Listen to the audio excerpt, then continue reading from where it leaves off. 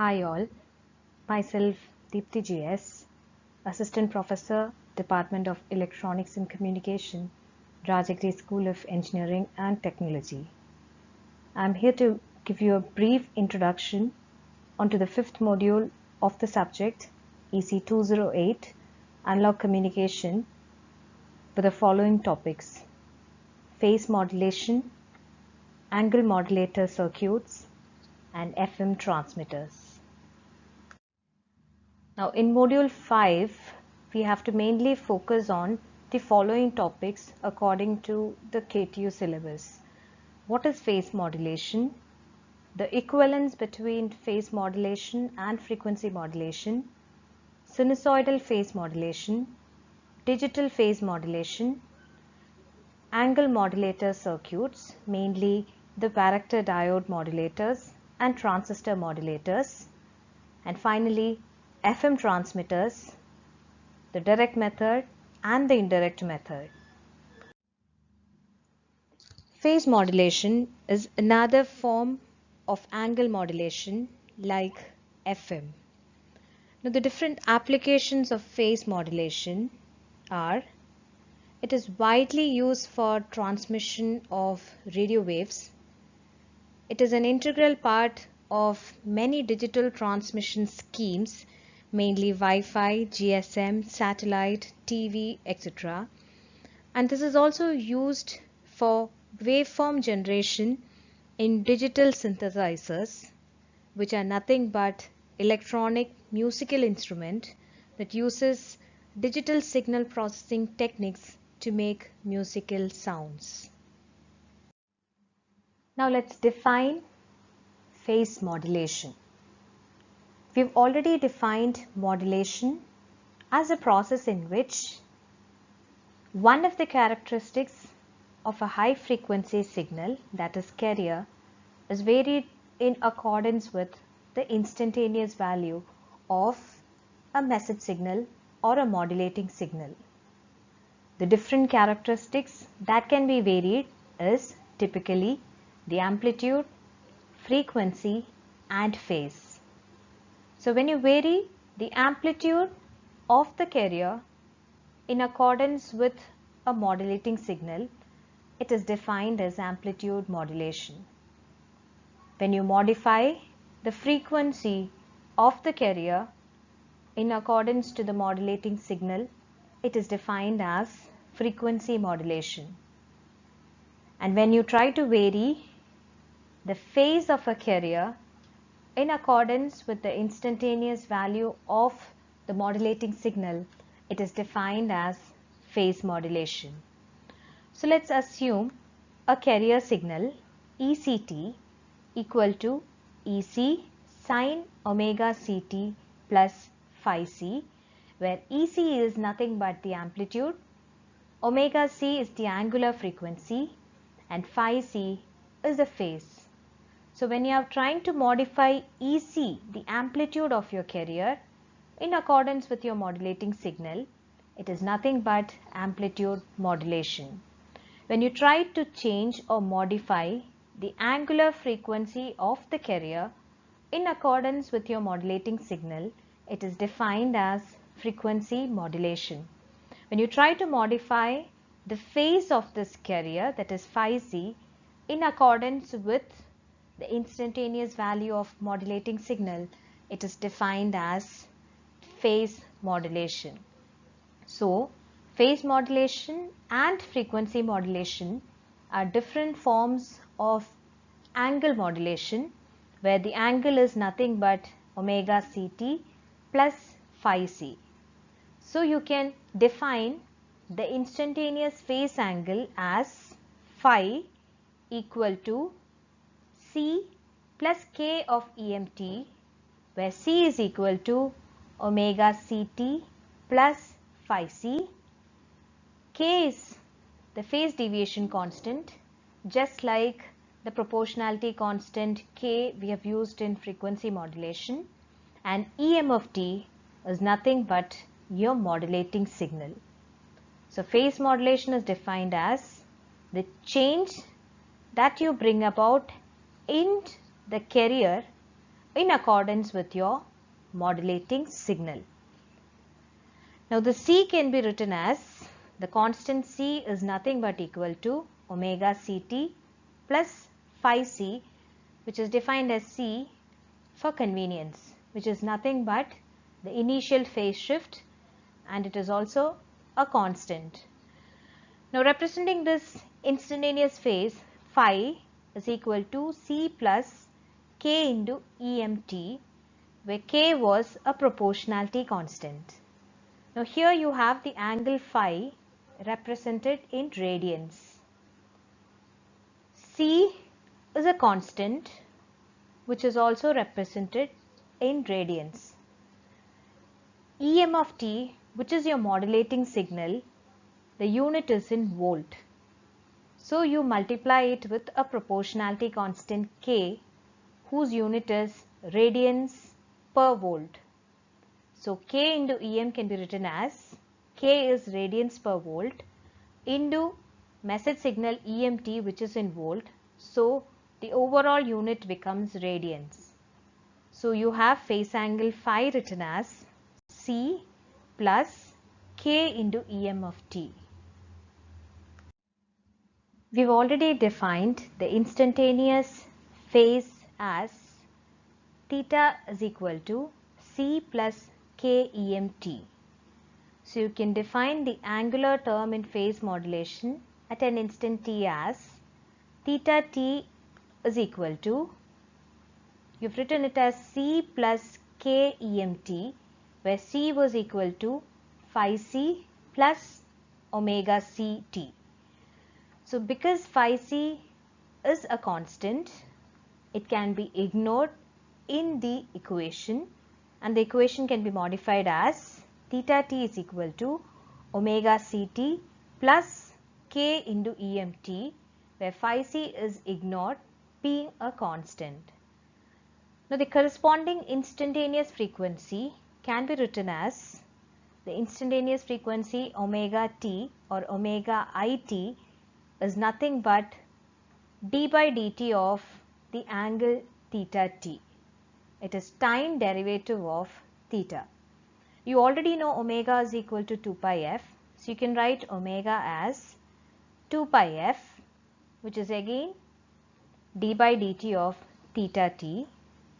So you can write the frequency at an instant by taking the 2 pi to the other side as fit is equal to 1 by 2 pi d by dt of theta t. Now let's look into the equivalence between phase modulation and frequency modulation. We've already defined the instantaneous frequency for a phase modulated wave as fit is equal to 1 by 2 pi d by dt of theta t, where theta t was equal to omega Ct plus k EMT, where phi C was ignored being a constant. So substituting for this theta t, the instantaneous frequency can then be written as 1 by 2 pi d by dt of omega Ct plus k into EMT. Expanding the brackets, you will get it as 1 by 2 pi d omega Ct by dt plus 1 by 2 pi d by dt of k into Em of t. This first term is nothing but the frequency of the carrier, which is equal to fc, and in the second term, the constant term, that is k, can be taken outside the derivative term. So the equation becomes k by 2 pi d by dt of Em of t.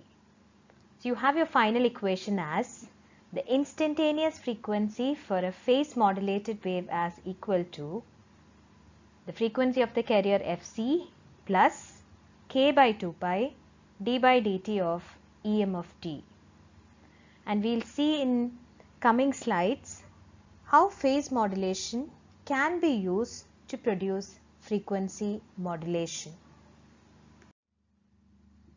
Now let's consider an input Vmt, which is equal to 1 by 2 integral 0 to t Emt dt. and try to explain the equivalence between FM and PM. We have already indicated the instantaneous frequency of a phase modulated wave as Fc plus k by 2 pi d by dt of Vm of t, where Vm of t is 1 by 2 integral 0 to t Emt dt. Now substituting for this input signal Vmt from the previous equation, you can get the instantaneous frequency for phase modulated wave as Fc plus k by 2 pi d by dt of 1 by 2 integral 0 to t Emt dt. So you will get your final result as k by 2 pi 2. The integration and differentiation will cancel each other, resulting in Em of t. So you can write your instantaneous frequency of a phase modulated wave as Fc plus k by 2 pi 2 Em of t for a phase modulated wave. If you try to relate the instantaneous frequency for a frequency modulated wave, it is Fit is equal to Fc plus k into Emt. So you can see there is some similarity between the instantaneous frequency derived for a phase modulated wave and a frequency modulated wave. And that's why you define phase modulation and frequency modulation as different forms of angle modulation. So applying the same concept, you've defined an input signal Em of t.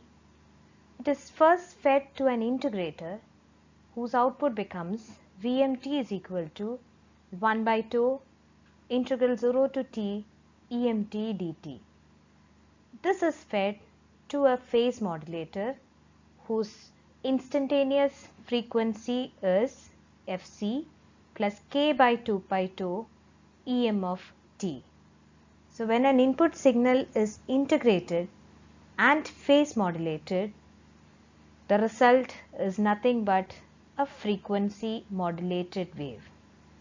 That means frequency modulation can be obtained from phase modulation using this concept. Similarly, the reverse is also true. You apply a message signal Emt which is fed to a differentiator, the output of which is fed to a frequency modulator, and it results in phase modulation.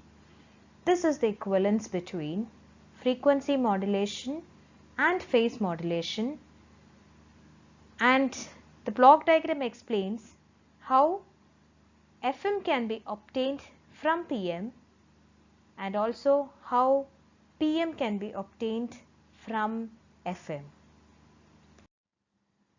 Now let's see how to have the mathematical representation for a phase modulated wave when you have considered a sinusoidal wave as your modulating signal, and that's what is called as sinusoidal phase modulation. Now here I have considered a modulating signal as Emt and a carrier signal as Ect, which can be again represented as Ect is equal to Ec sin omega Ct, and the message signal or modulating signal Emt is equal to Em sin omega Mt.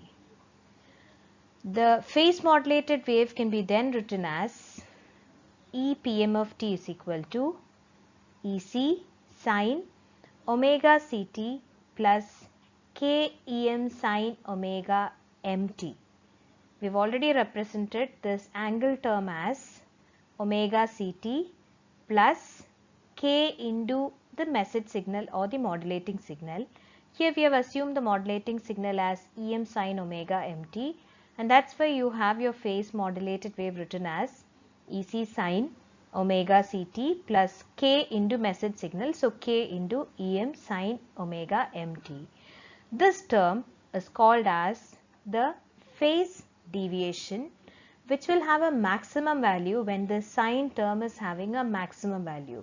So the maximum or the peak phase deviation can be represented as delta phi is equal to k into Em. So your sinusoidal phase modulated wave can be mathematically represented as EPM of t is equal to EC sine omega ct plus delta phi, which is the peak phase deviation, into sine omega mt, where delta phi is equal to k into Em. This is the mathematical representation for a phase modulated wave, where delta phi refers to the modulation index of a phase modulated wave. If you try to relate this to a frequency modulated wave, there you've got your equation as EC sine omega ct plus mf into sine omega mt, where mf was the modulation index for a frequency modulated wave. So this is just similar to a frequency modulated wave where mf is replaced by the phase term, which is delta phi. Now in frequency modulation, we have already seen to solve this equation, you basically need to use Bessel function, because this is also sine of a sine function, and the only solution to a sine of sine function is using Bessel function, similar to what you have done in frequency modulation.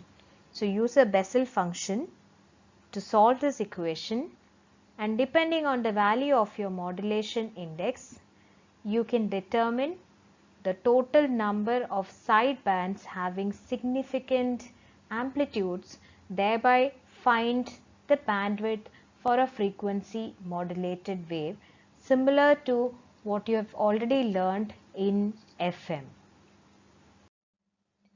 Now let's look into the graphical representation of sinusoidal phase modulated wave. Now here I have considered a message signal with a positive half and a negative half. The positive half will give you a phase deviation which would be positive, and the negative half would give you a phase deviation which is negative. When you try to modulate this with a high frequency carrier, the initial duration is the resting period where there is no modulating signal. So you will get at the output the frequency of your modulated wave similar to or same as that of your carrier wave. And once you have a variation happening to your modulating signal, your phase modulated wave for the positive side where phase deviation is positive will lead the carrier, which will finally result in frequency getting reduced. And for the negative half, where the peak deviation in phase is negative, the phase modulated wave will lag the carrier, that finally results in an increased frequency in your output wave. So you can see for all variations that happens to your modulating signal, this results in variation in frequency of your modulated wave. It is just similar to what you have learned in frequency modulation, where for positive deviation in frequency, the frequency of your modulated signal increases, and for negative deviation, the frequency in your modulated wave reduces. You find the opposite of this happening for phase modulation, where the positive phase deviation would result in reduction in frequency, and the negative phase deviation would result in an increase in frequency. So for any change that happens to your modulating signal, you will have a proportional variation in the frequency of your modulated wave for the case of sinusoidal phase modulation. Now let's explain the graphical representation of digital phase modulation. So I have considered for this case, digital phase modulation are the techniques where the modulating signal is assumed to be a digital signal. So here I have assumed a digital signal having two levels, plus V and minus V. So I have considered a digital signal having two voltage levels. So your input, if it's in digital form, it is called as digital phase modulation. If your input signal, that is your modulating signal, is a continuous wave signal or a sinusoidal signal, you define that as sinusoidal phase modulation. So for this case, I have considered a digital signal. So here for the positive voltages, the phase deviation is nothing but 0 degree, that means it is in phase, and for negative voltages, the phase deviation is 180 degree, that means it is out of phase with respect to the carrier. So if you try to substitute the delta phi in a basic equation for a phase modulated wave, your phase modulated wave can be represented as EC sin omega ct for positive voltages and EC sin omega ct plus 180 degree for negative voltages. So your overall phase modulated wave then can be drawn as, for the positive voltage, the signal is in phase with respect to the carrier. So you will have your modulated wave in phase with respect to carrier, and when you have a transition happening from plus V to minus V, your signal experiences a phase shift of 180 degree, which will cause a phase reversal at this transition.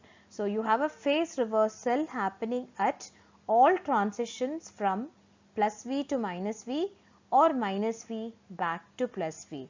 So you can experience phase reversal at all transitions that happens to the voltage levels. So this is basically the phase modulated wave when you have considered an input modulating signal which is a digital signal. Now the next two topics what you have in module 5 is angle modulator circuits, mainly varactor diode modulators and transistor modulator, and also FM transmitters, the direct method and the indirect method. All these are different methods for FM generation. So I will classify FM generation with the direct method and the indirect method, and the two methods in direct method are reactance modulator and varactor diode modulator, and in indirect method we use Armstrong method for FM generation. So the first method is a varactor diode modulator. As the name itself says, varactor diode modulator mainly contains the main component as a varactor diode. The representation of a varactor diode is given in PPT, where you have two terminals, the anode and the cathode. And varactor diodes are those semiconductor diodes whose junction capacitance varies linearly with the applied voltage when the diode is reverse biased. So when you reverse bias this diode by applying a voltage V, the capacitance that exists across the junction is basically a linear function of the applied reverse bias voltage. The junction capacitance or the depletion capacitance so achieved by applying a reverse bias voltage can be denoted as CD is equal to C naught divided by 1 plus V by phi the whole raised to A, where C naught is the capacitance at 0 bias. That means there is no application of a reverse bias voltage. The capacitance that so exists is represented as C naught. Phi is a constant, which is the contact potential of the junction. A is a constant, which is depending on the type of junction used, whose value normally ranges between 0.5 to 0.33, and V is the applied voltage to reverse bias this diode. So since all these terms are basically constants, you will have the variation in junction capacitance happening because of the variation that happens to the applied reverse bias voltage. So you can achieve variable capacitance by reverse biasing your diode, which is the main concept used in varactor diode modulators. Now let's look into the characteristics of varactor diode that goes with the equation we have just explained. You can have the junction capacitance or the depletion capacitance on the y-axis, and because you have provided a reverse bias voltage to your diode, I am representing it on the second quadrant. So the negative x-axis is your reverse bias voltage. For any variation that happens to your voltage, you will have the corresponding variation happening to your junction capacitance according to the previous equation. So when there is no voltage applied, no reverse bias voltage is applied to your diode, the capacitance at 0 bias you have already defined as C0, and as you increase the applied reverse bias voltage, the capacitance would reduce because those two are inversely related. So this is the characteristics of a varactor diode. Now let's look into the basic circuit of a varactor diode modulator. We've already explained the working of a varactor diode, which we have explained as a semiconductor diode whose junction capacitance will linearly vary with the applied reverse bias voltage. So I have a varactor diode. I am applying a modulating signal through a transformer. So I have a modulating signal which is denoted as VMT. This modulating signal is fed through a transformer to a varactor diode.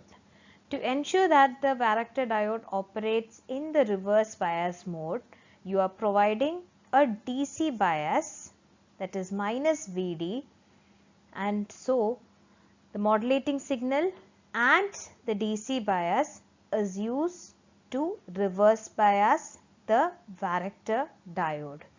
Here you have used RFC and CB, and these two are used to prevent high frequency carrier signals from reaching the modulator.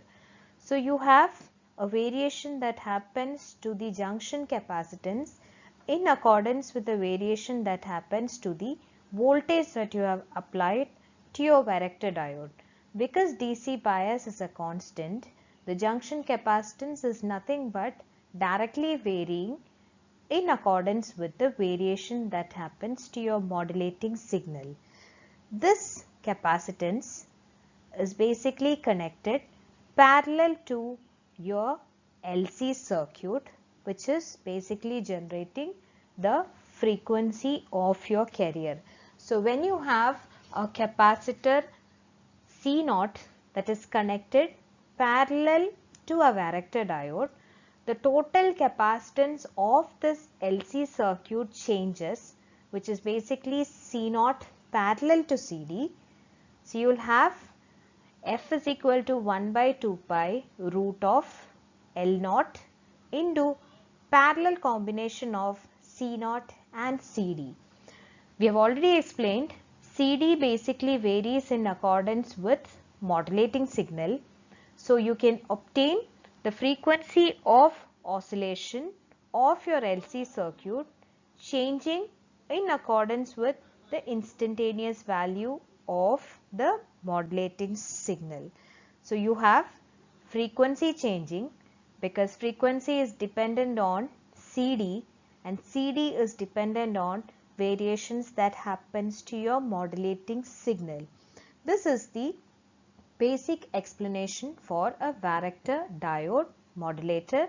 So here you have placed a varactor diode parallel to a tank circuit of oscillator, and the variation that happens to the capacitance, which is with respect to the instantaneous variation in your modulating signal, results in frequency variation in your LC circuit. So you have frequency variation for your LC circuit happening in accordance with the variation that happens to your modulating signal.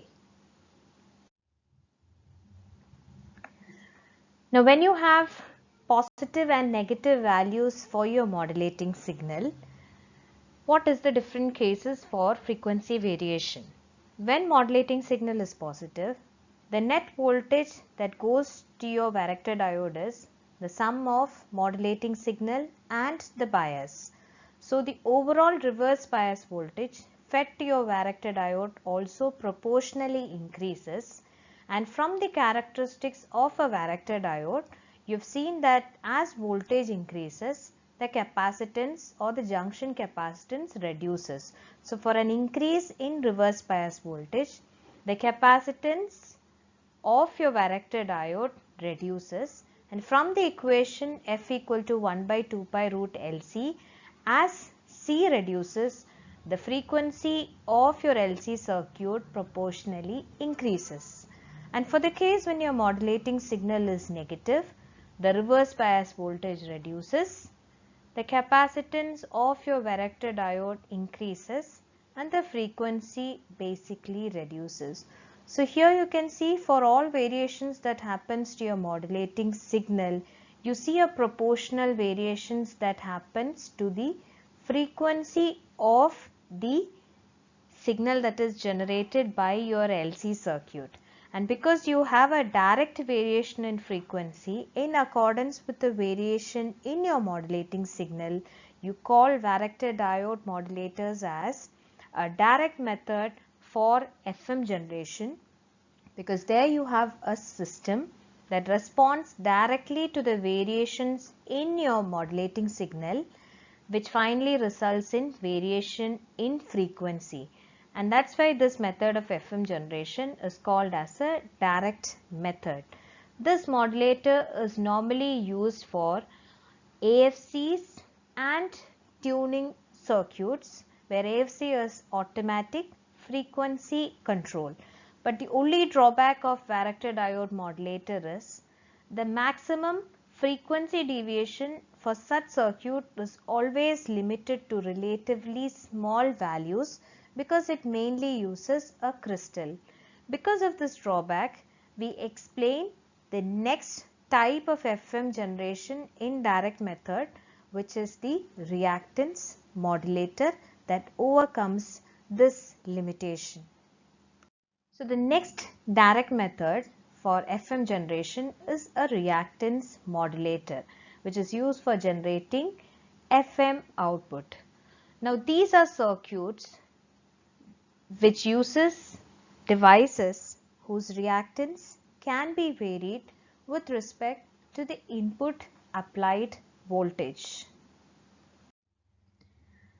Now, reactance modulators are devices whose reactance can be varied by the application of voltage, and the devices are FETs, BJTs and varactor diodes. Now we have already seen the drawback of a varactor diode, where there is limitation in the peak deviation that happens in frequency. So we can use FETs and BJTs. Now when you use these devices across a tank circuit, the reactance of these devices can be varied, and when you connect it across a tank circuit, the overall frequency of my tank circuit can be varied. Now for this case, I have assumed my reactance as capacitive. So that's why I have denoted it as Xc, whose capacitance offered is C dash. So C dash is varying with respect to the applied voltage. Now if the reactance is capacitive, the effective capacitance of this circuit, when you connect this reactance parallel to your LC circuit, the effective capacitance is C plus C dash. So when the effective capacitance is varied, the frequency of oscillation of the circuit can also be varied. So according to the voltage what you have applied, the reactance can be varied, and by varying this reactance, the frequency of oscillation of this LC circuit can be varied. This is the principle that is used in reactance modulators.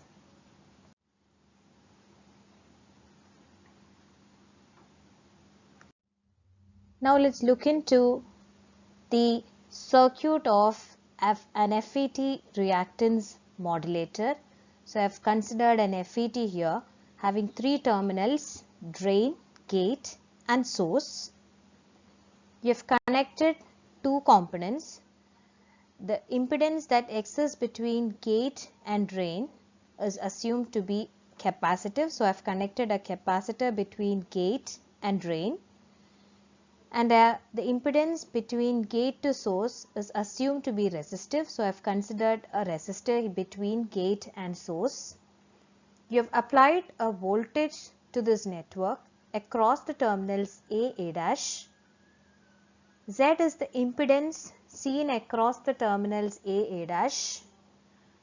I is the drain current. IB refers to the bias current, the bias circuit consisting of R and C, and VG refers to the voltage that exists between your gate and source. So Z is measured between terminals A dash. Now there are two main conditions that is used in this FET reactance modulator for this impedance to be pure reactance, which is capacitive in this case. The two conditions are: IB must be negligible. That means this bias current is having a negligibly small value when compared to the drain current. That's the first condition. The second condition is the drain to gate impedance is always very much greater than the gate to source impedance. So here drain to gate impedance is assumed to be capacitive and gate to source impedance is assumed to be resistive.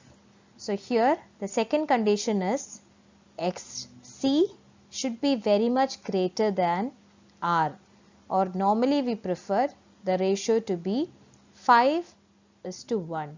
So these are the two conditions or the assumptions we take for this circuitry.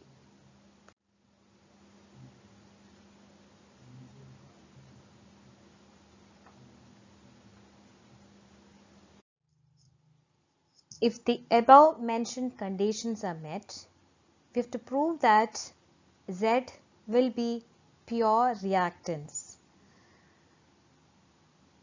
Here we have the gate voltage VG as equal to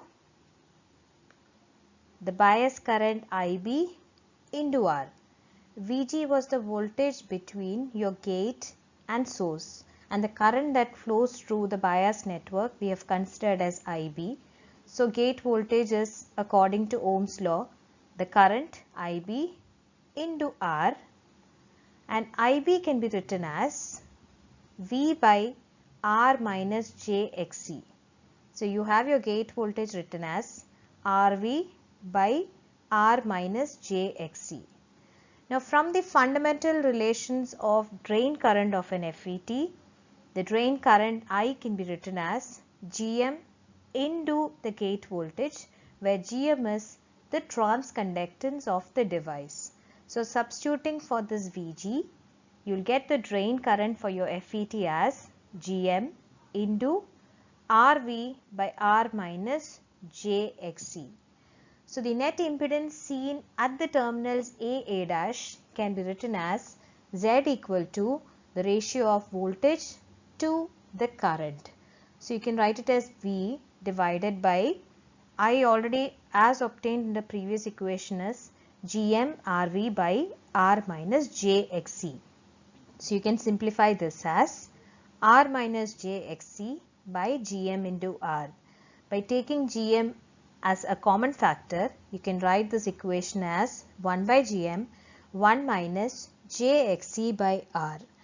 Now applying our second condition, where you have assumed XC very much greater than R, you can write your impedance Z as equal to minus JXC by GMR, where this 1 can be ignored if XC is having a very high value when compared to R. So Z is minus jXc by Gm into R, which is clearly a capacitive reactance. Now we have got Z is equal to minus jXc by Gm into R. The equivalent reactance can be written as X equivalent is equal to Xc by GMR from this equation. You've taken only the real part, so it is Xc by Gm into R, which is your equivalent reactance. Now Xc is nothing but equal to 1 by 2 pi Fc. So substituting the same in equation, you'll get your equivalent reactance as 1 by 2 pi F into Gm into R into C, which can be also written in simplified form as the equivalent reactance is 1 by 2 pi F into C equivalent, where C equivalent is equal to Gm into R into C.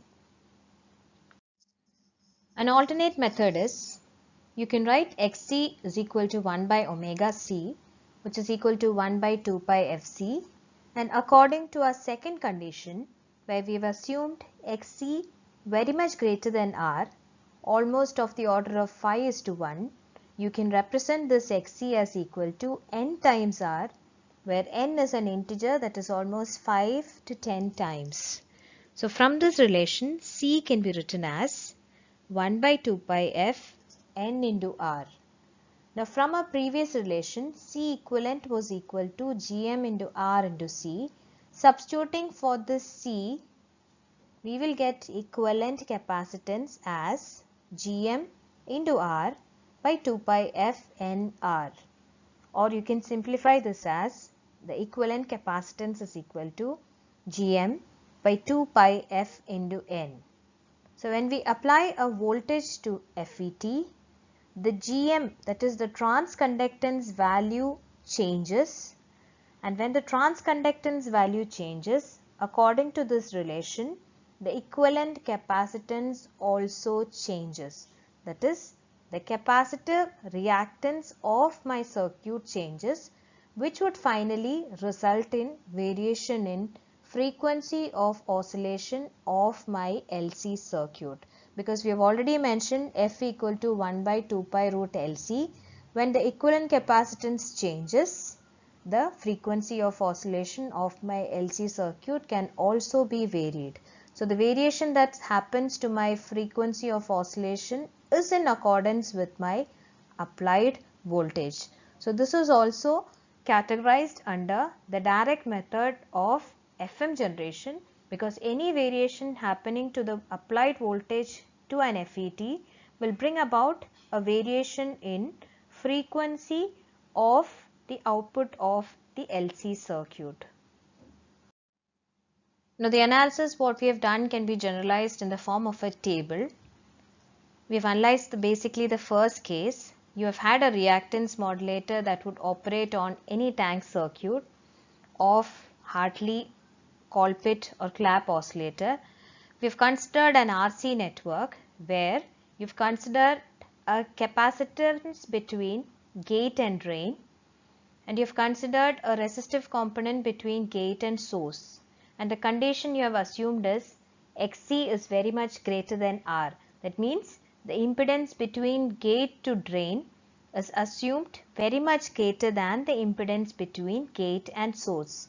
So according to the conditions we have here, Xc should be very much greater than R.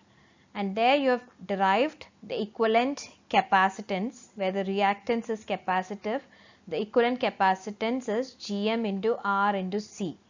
Similarly, when you interchange the position of your capacitor and resistor in your FET modulator, you will get your RC, which will be inductive in nature.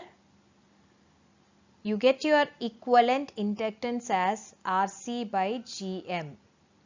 Similarly, when you choose an inductance between gate and drain and a resistance between gate and source, you will get the equivalent inductance as L by Gm into R.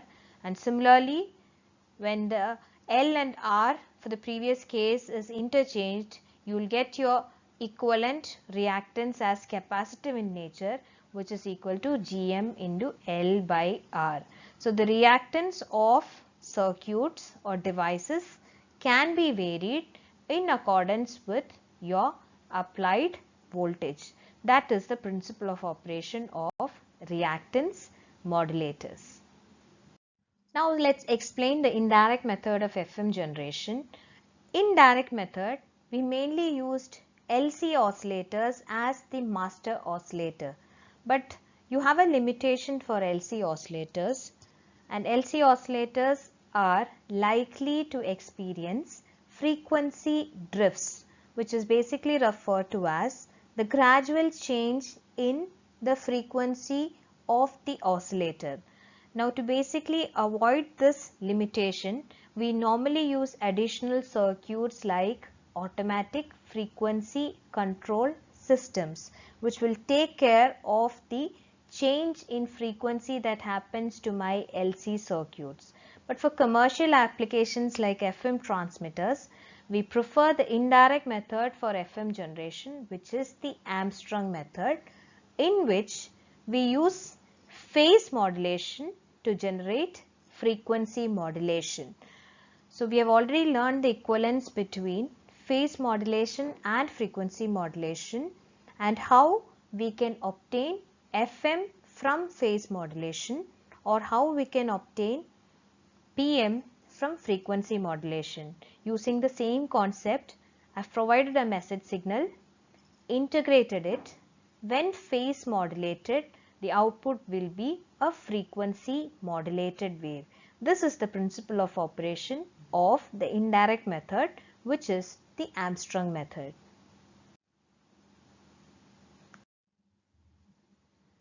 This is the block schematic for the Armstrong method for generating FM.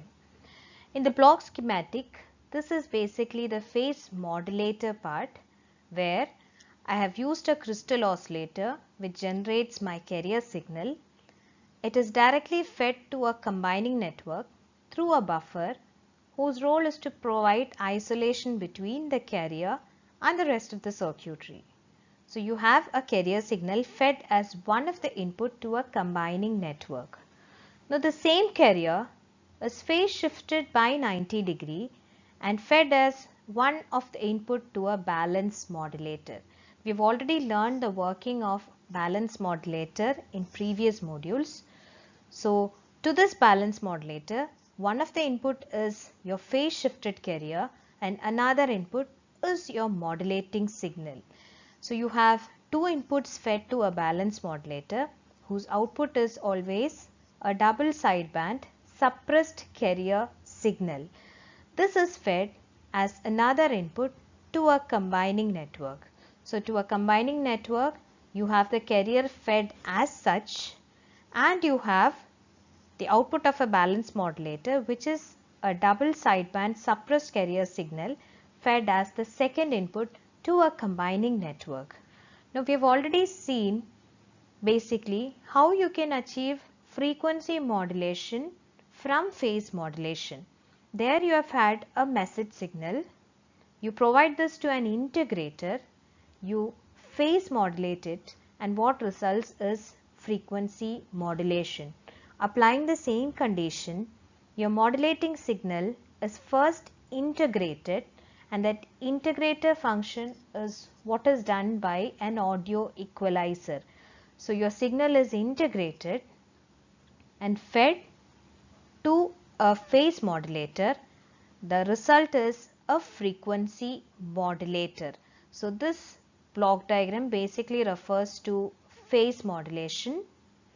You have an input signal which is integrated, fed to a phase modulator, resulting in frequency modulation. Now after this frequency modulated wave is passed through different stages of multipliers and mixers to convert this frequency onto the required range before transmission. So here we have used a crystal oscillator for generating carrier signals. You have had integration of your modulating signal which is fed to a phase modulator, which finally gives you a frequency modulated wave. This is finally fed to a group of multipliers and mixers before it is fed to the power amplifier for final amplification and fed to a transmitting antenna. The working of Armstrong method can be best explained with the help of phasor diagram. So according to my block diagram, I have had a crystal oscillator generating my carrier. So let's assume this is my carrier having no phase shift and the value of voltage is Vc or amplitude is Vc. So this is my carrier without any phase shift. Then I have had a carrier which is 90° phase shifted fed as one of the input to a balance modulator, and another input to the balance modulator is my output of integrator. So you have a modulation happening between these two signals which is at 90° phase shift. So you get a upper sideband and a lower sideband, and this is the resultant of my modulation. R is referring to my resultant, and these two are the sidebands having magnitude mVc by 2. So you will get the resultant of this as V of t, which is having an angle theta t.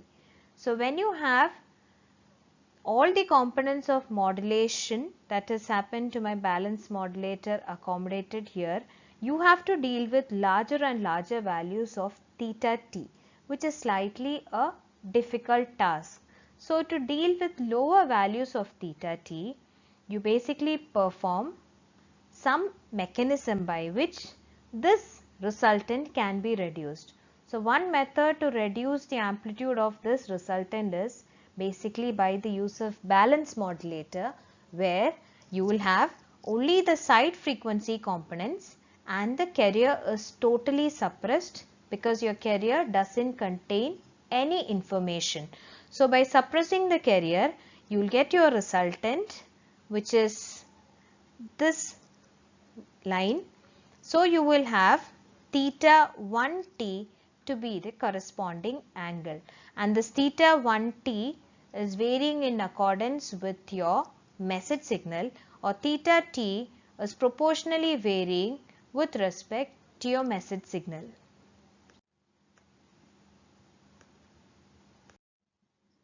The output for your phase modulator was narrowband FM. We've already defined narrowband FM as having or systems having modulation index less than 1.